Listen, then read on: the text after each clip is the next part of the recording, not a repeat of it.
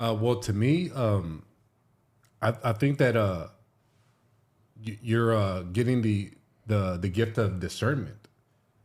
Because like you're new to the walk, brother. Like, and for you to be like, you know what, I know that's to me is like the spirit telling you, hey, like, no, that's not what it is.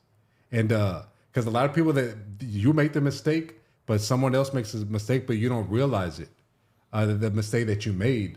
But I believe that it's the spirit, the Holy Spirit gave you the discernment, it gave you the revelation as to the mistakes that you made in the past. Therefore, when you saw her making the same thing, no, you were able to see that and you were able to point that out. You know what I'm saying? And it sounds like you did it in a loving, caring way because a lot of people, they don't. Well, all of us don't like to be corrected, right? So, kudos to you on that one. Thank you, Brother Aaron.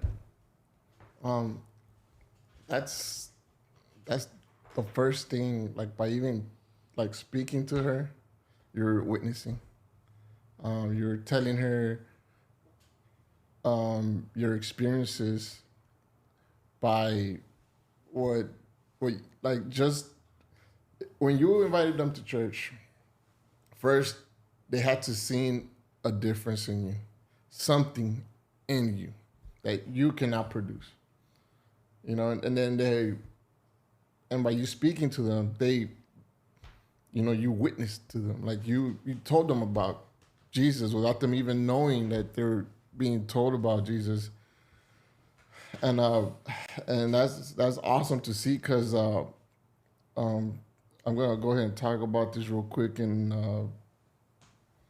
Acts chapter 3. Peter and John, they're going to his temple, and then they meet this cripple, right? And then they heal him.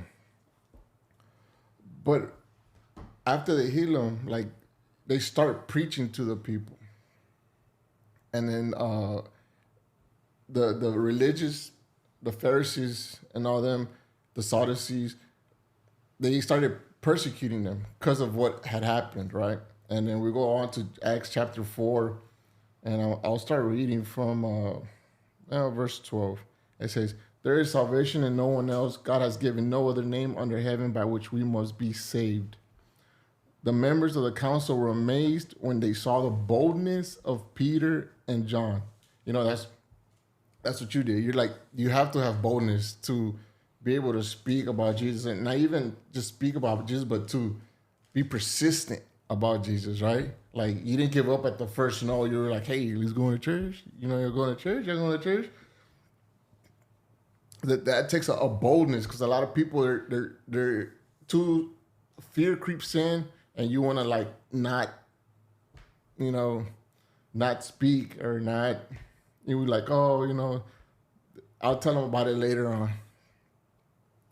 So, and then they saw the boldness of Peter and John, for they could see that they were ordinary men with no special training in the scriptures.